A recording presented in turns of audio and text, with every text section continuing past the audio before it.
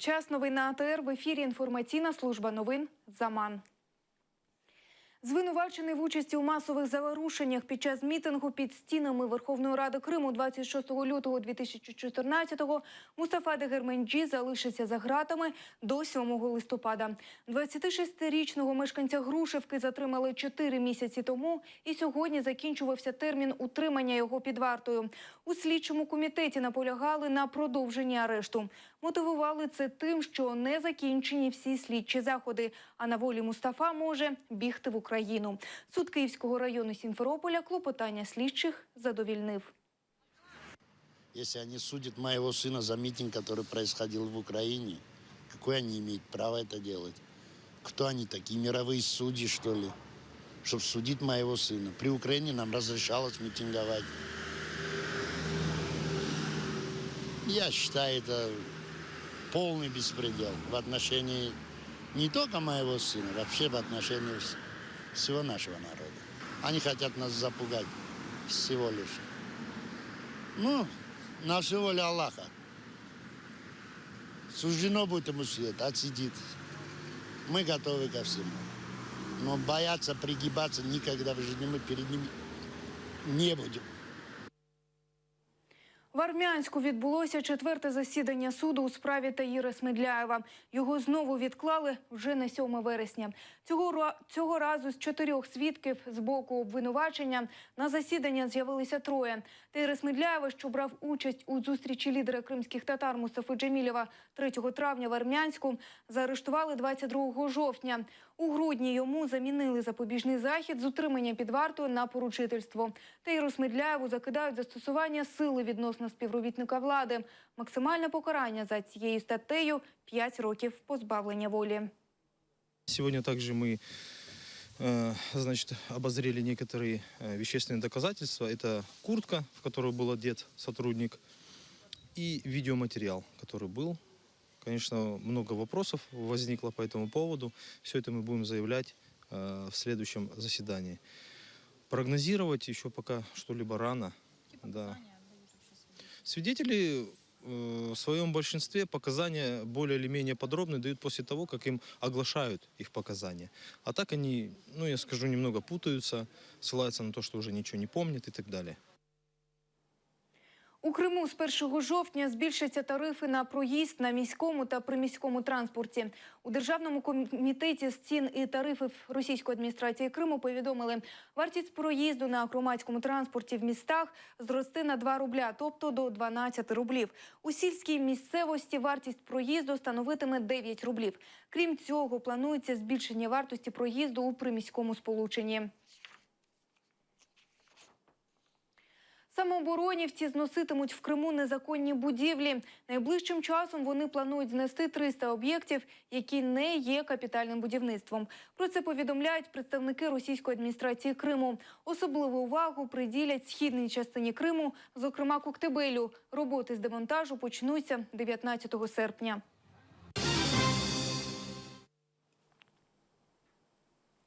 Мешканці Керчі гамселять один одного у чергах до лікаря. У першій міській лікарні містяни побилися у черзі до інфекційного відділення. Як пише видання «Аргументи тижня Керч», такі скандали тут постійне явище. Люди, які хочуть здати кров для отримання санітарної книжки, займають чергу о 5 ранку. Проте все одно не всі встигають.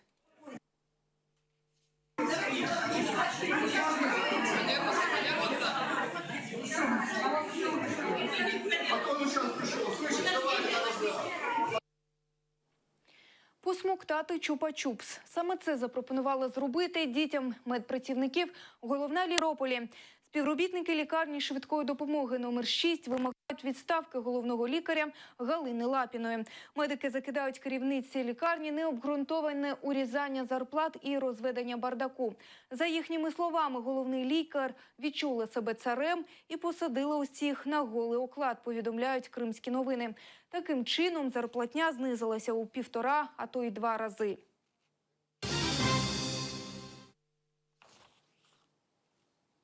На центральному ринку Сімферополя завтра перекриють площу перед арками. Таке рішення у ході рейду по ринку ухвалив голова російської адміністрації міста Геннадій Бахарєв. За його словами, площа являє собою епідеміологічну небезпеку, а торговці на ринку не надають жодних дозвільних документів на оренду. Кримсько-татарська волонтерська команда «Чехюреклєр» влаштувала свято для дітей з діагнозом ДЦП. Запрошені родини приїхали з різних регіонів Криму. Зібралося близько 500 людей. Деталі в нашому сюжеті. Ельвіра Османова приїхала на свято з Бахчисарая разом зі своїм сином Сейдхалілом. У хлопця ДЦП. За свої 17 років, розповідає мама, він мало бачив радості у житті. Жінка дуже вдячна небайдужій кримськотатарській молоді, яка не шкодує часу для того, щоб прикрасити життя хворих дітей. Спасибо большое нашей молодежи крымско-татарской, Чехюреклєр, которые организовали сегодня этот праздник. Детям очень нравится.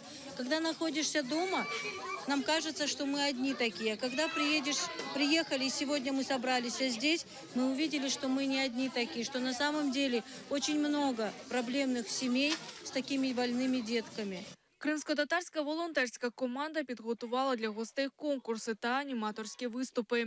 І, звичайно ж, подарунки. А на завершення вечора дітей та їх батьків чекав солодкий стіл. Такой вот праздничек, чтобы показать детям ДЦП с такими неограниченными возможностями, что они в этом мире не одни, что есть люди, которые могут просто так взять их, порадовать чем-то вот вкусным угостить. Мы планируем и дальше проводить такие мероприятия, нести радость и радовать дітей. 23 серпня волонтери планують провести нову акцію. У селі Васильівка Білогірського району відбудеться благодійний концерт для дітей Усіїнових з діагнозом ДЦП. Ільмас Ібрамова, Ахмет Ахай, Заман, АТР. Бахчисарай хочуть зробити другою столицею Криму. Засновник Кримського історичного музею Лерішес Гулівер Альтін у своєму Фейсбук повідомив, Бахчисараю потрібно домогтися статусу історичної та культурної столиці Криму, а потім боротися і за статус другої столиці республіки.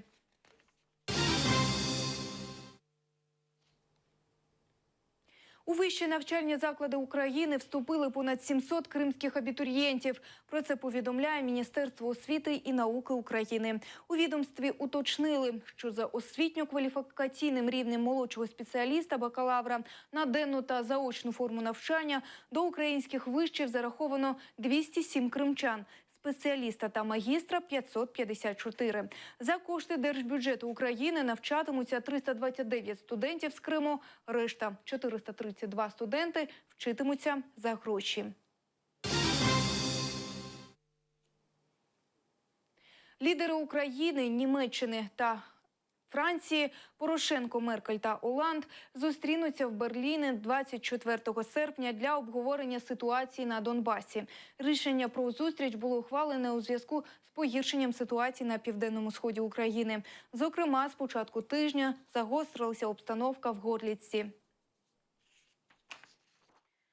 НАТО почало навчання повітряно-десантних військ. Телеграф повідомляє, що ці маневри під назвою «Швидка відповідь-15» найбільші з часів закінчення Холодної війни.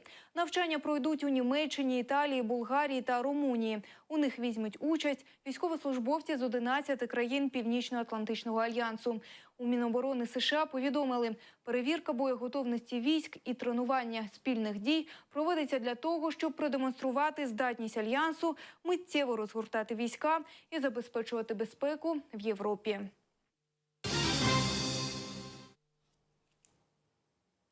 Дев'ятирічна африканська дівчинка видала книгу про тероризм. У творі маленька авторка ділиться враженнями від поїздки до табору для переміщених осіб на півночі Нігерії, передає Євроньюз. У цьому регіоні протягом 6 років діяло радикальне ісламістське угруповання Боко Харам.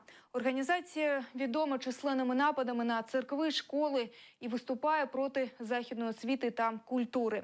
У планах авторки розповсюдити книгу у таборах для переміщених людей, а також у школах. Написати цю книгу мене надихнуло те, що коїться довкола. Мені не дає спокою той факт, що сучасні терористи теж колись були дітьми, як ми. Якби вони отримали відповідну освіту, вони б не стали тими, ким стали. А у Туреччині прогриміли 2 потужних вибухи. Один з них прогримів на площі Долма-Бахче у Стамбулі. Даних про постраждалих наразі немає. Очевидці повідомляють, що вибуховий пристрій в дію привів терорист-смертник. Крім того, у провінції Сіїрт на південному сході країни терористи вчинили напад на військовослужбовців. За повідомленням місцевого телебачення, в результаті потужного вибуху 8 солдатів загинули, ще кілька отримали поранення.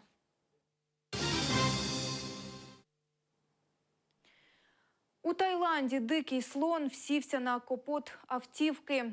Автомобілісту, що їхав по дорозі через національний парк Кхау-Яй, довелося мимоволі поспілкуватися з диким слоном. Автівка отримала чималі ушкодження, відірваний бампер. Проте ані слон, ані люди в автівці не постраждали.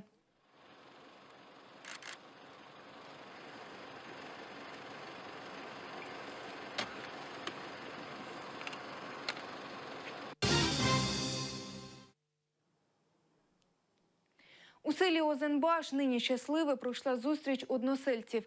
На неї з'їхалися нащадки вихідців з цих місць з усього світу. Побувала на ній і наша знімальна група. Ось вже більше 20 років кожну другу неділю серпня над Озенбашем лунають звуки хайтарми.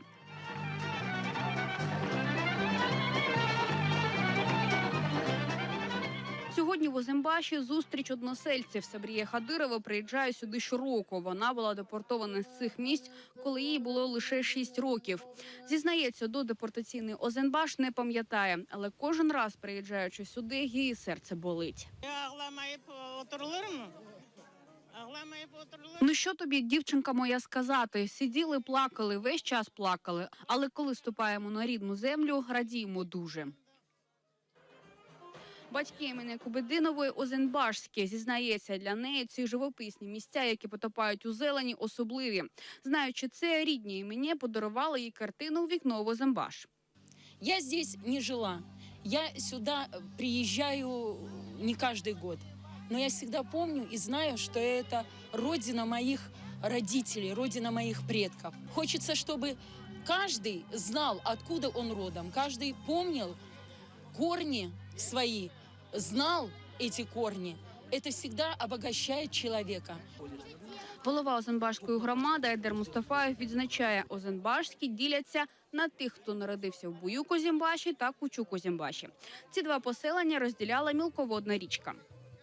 Буюк-Озенбаштар койны четіне шығып, әлем бұрымларын юқары көтеріп, Озенбашці діляться на Буюк-Озенбашців та Кучук-Озенбашців. Буюк-Озенбашці говорили «ці дайфалар», а Кучук-Озенбашці говорили «ці готфлер» від слова «готи». І такий у них був поділ, що вони навіть противилися створенню шлюбів між цими двома поселеннями. Зараз Буюк-Озенбаш зветься щасливим, а Кучук-Озенбашу вже немає. За радянських часів його затопили, і зараз на його місці водосховище. Айдер Мустафаєв відзначає, до війни в Озенбаші проживало понад 1500 осіб. Зараз всього 4 вулиці.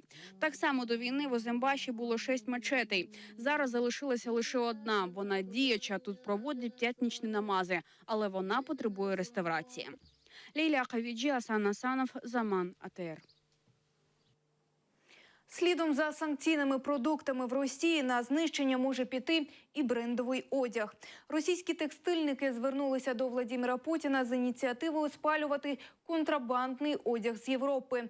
На їхню думку, знищення незаконно ввезених в країну європейських туалетів мотивуватиме до роботи вітчизняне швейне виробництво, повідомляє московський комсомолець.